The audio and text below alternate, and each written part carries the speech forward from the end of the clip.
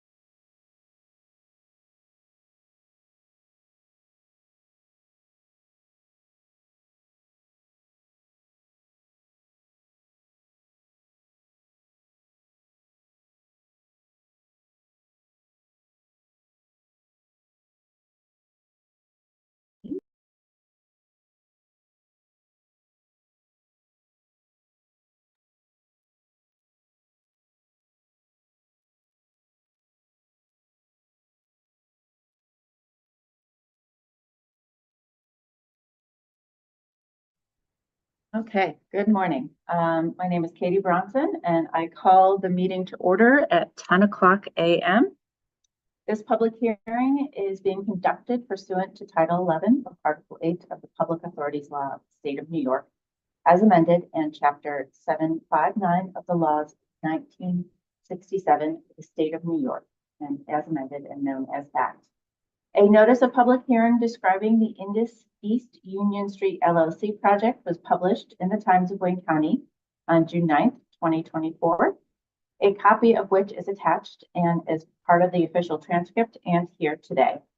A copy of the application submitted by Indus East Street LLC project to the authority, along with the cost-benefit analysis, is available for review and inspection by the general public here at the public hearing and on the Wayne County Industrial Development Agency's website at https://web.co.wayne.ny.us/269/projects. A project summary. Indus East Union Street LLC, for itself and for an entity or entities to be found, collectively known as a company, has submitted an application to the agency requesting the agency's assistance with a certain project, consisting of 1, the acquisition by the agency of a leasehold interest in approximately 2.04 acres of vacant real property located at 434 East Union Street, Newark, New York, 14513. The land and tax parcels known as 68111-19-69004 and 68111-19-685018, which recently merged into parcel number 68111-19-675010. 2. The planning, design, and construction and operation of a 4-story hotel facility containing 72 hotel rooms, along with other related amenities, site work, exterior and egress improvements, parking, curbage, signage, utility, and other related exterior improvements, collectively known as improvements. The acquisition and the installation in and around the land and improvements by the company of machinery, equipment, fixtures, and other items of tangible personal property known as equipment and fixtures of the facility. And number 4, entering into a straight lease transaction pursuant to which the agency will retain a leasehold interest in the facility for a period of time and sublease such interest in the facility back to the company.